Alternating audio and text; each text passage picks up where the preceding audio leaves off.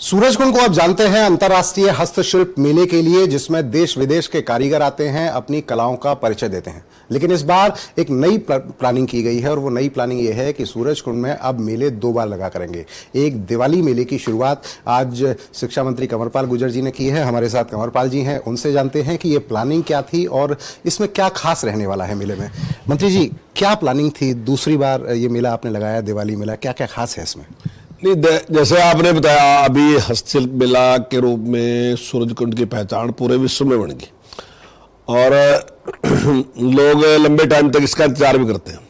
बहुत से लोग हमारे पास ऐसे भी हैं जो अपनी जो कलाकृतियां हैं, जो भी उनका प्रोडक्शन है, उसको लेके आना चाहते हैं, लेकिन हम उनको जगह नहीं उपलब्ध करा सकते। तो हमने इस पे भी विचार किया और दूसरा हमारा विचार ये भी था कि इतनी बड़ी जगह हमारे पास है, इसका साल में और ज़्यादा बार उपयोग होना चाहिए। हमारी सोच है कम से कम 3 प्रोग्राम हमारे यहाँ होने चाहिए। अभी तक हम 1 कर रहे हैं, तो हम दूसरे की भी शुरुआत कर रहे हैं दीपावली के रूप में, जिसका उद्घाटन अभी हमने किया है इसका।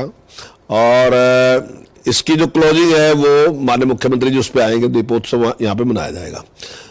तो हम चाहते हैं कि ये भी एक मेला बहुत ही अच्छा, और ऐसे लोगों को जो इस प्रकार के काम करते हैं उनको एक अवसर मिलना चाहिए, अपने प्रोडक्ट को यहाँ पर बेचने का भी अवसर, और निश्चित तौर से लोग तारीफ भी करेंगे, प्रशंसा। मैं सोचता हूँ कलाकार पैसे से भी ज़्यादा प्रशंसा का भूखा होता है। उसको होता है कि लोग उसकी चीज़ को देखें और फिर उसकी तारीफ करें, तो उसके लिए वो उसको बहुत मोटिवेशन देता है उसको।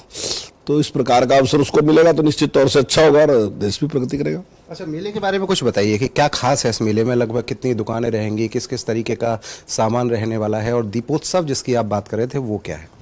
देखिए, अभी तो हम शुरुआत कर रहे हैं आज। तो इसमें काफ़ी लोग लेकिन हमारे पास आ रहे हैं जिनको यहाँ पे दुकान चाहिए और वो अपना प्रोडक्ट यहाँ पे लेके आना चाहते हैं। तो अभी तो देखिए, अभी मैं एग्जैक्ट संख्या नहीं आपको बता सकता कितने आए हैं, और मैं समझता हूँ कि लगभग 1-2 दिन में, मुझे लगता है कि जिस प्रकार की हमारे इसकी ख्याति है, तो मैं समझता हूँ जितनी हमारे पास जगह है वो लगभग सारी उसमें दुकानें लगेंगी निश्चित तौर से। दीपोत्सव तो देखिए, दीपावली तो जो है दीपों का ही त्यौहार है, और जिस प्रकार से अयोध्या में अब दीपावली मनाई जाती है और जिस प्रकार का दीपोत्सव वहाँ होता है, तो वो पूरी दुनिया को आज उसको आकर्षित कर रहा। तो हम भी कुछ उस प्रकार का यहाँ करेंगे कि जिससे दुनिया में आकर्षण भी हो। और आज वैसे तो हमारे यहाँ ना जी, जो अभी दुनिया में जो हैप्पीनेस जो है ना जी, उसका इंडेक्स जो है वो अभी उस पर चर्चा चल रही है कि कहाँ लोग कितने खुश हैं, कितने खुश हैं।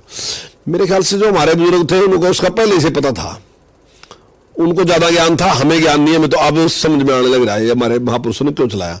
तो हमारे यहाँ तो हर थोड़े दिनों के बाद कोई ना कोई उत्सव है, और वो उत्सव यही था कि खुशी जो है वो केवल संपन्नता में नहीं है कि आप अमीर है तभी खुश रह सकते हैं, ऐसा नहीं है। खुशी तो आप समझने तब भी है, बस वो दिमाग तो होना चाहिए ना खुशी वाला। तो ऐसा उन लोगों ने पहले सोच लिया था, इसलिए हमारे इतने उत्सव हैं, तो वो सारे उन्होंने इसीलिए बनाए होंगे। लेकिन हमारी समझ में, मेरा ख्याल है मेरे जैसे की समझ में अब आने लग रहे हैं, हालांकि कुछ विद्वान लोग हैं जिनकी समझ में तो बहुत पहले थी, लेकिन हमारी समझ में अब आ रहा कि ये क्यों उन्होंने इतने बनाए थे। कई बार तो हम भी सोचते थे इतने क्यों बनाए दिए, ज्यादा है शायद, तो वो इसलिए बनाए थे शायद। तो ये भी मेले जो है, ये भी उत्सव जो है, ये भी हैप्पीनेस है। एक मतलब आदमी खुश होता है अपने सारे दिन की व्यस्तता के बाद, उसमें कहीं आता है, फिर कुछ वो अपना अपना एक अलग है। मान लो मुझे राग नहीं सुनने का चाहो है, मैं राग देख लूंगा, किसी को और नाटक देखने का चाहो नाटक देख लेगा, कुछ और कलाकार है उसने देखने का वो देख लेगा, किसी को हैंडीक्राफ्ट लेने की इच्छा है वो तो वो ले लेगा। जैसी जैसी जिसकी इच्छा है वो सारी चीजें वहां उपलब्ध होंगी, तो निश्चित तो लोगों को एक ही स्थान पे वो सारी चीजें मिल जाएंगी, जिसके लिए उन्हें बहुत दूर दूर तक जाना पड़ता है। मैं बिल्कुल वही सवाल पर मैं आने वाला था कि अब अगर लोगों को हम बात करें, जैसे हम अंतर्राष्ट्रीय सूरजकुंड मेले की जब बात करते हैं तो लोगों को हम बताते हैं कि इस मेले में आपको तमाम देश और दुनिया की संस्कृति दिखेगी, तमाम वो कल्चर दिखाई देगा जिसे देखने के लिए आपको पूरे दुनिया घूमनी पड़ेगी। इस मेले की अगर हम बात करें, दिवाली मेले की, तो इसमें क्या खास देखने को मिलेगा और लोगों से आप क्या कहेंगे, क्या देखने के लिए इस मेले में आए? वो देखिए, एक तो हरियाणवी छटा इसमें खूब दिखाई देगी, हमारे कलाकार भी आएंगे, दूसरे भी आएंगे, और कुछ और प्रदेशों के भी लोग यहाँ आएंगे। और आहिस्ता आहिस्ता जब इसकी ख्याति होगी तो मैं समझता हूँ पूरे देश से लोग आएंगे। जैसे हमारे हैंडीक्राफ्ट में आते हैं लोग, और उसमें तो लगभग दुनिया के 35-40 देश में भाग लेते हैं, और देश के तो सारे लोग भाग लेते हैं, तो वो तो आते हैं। तो ऐसे ही हमारा मेला भी जब ये पॉपुलर हो जाएगा तो मैं समझता हूँ कि इससे अभी तो शुरुआत कर रहे हैं, अभी ये शुरुआत है अभी तो हमारी, तो मुझे लगता है कि हमें अच्छा सफलता से मिलेगी। अच्छा, कितने बजे से कितने बजे तक ये मेला रहेगा? टिकट लगभग कितनी रहेगी? कैसे लोग पहुंच सकते हैं? शाम का भी आप बता रहे थे कि कई तरह का प्लानिंग की गई है, शाम को लगातार तमाम कलाकार पहुंचेंगे कार्यक्रम में।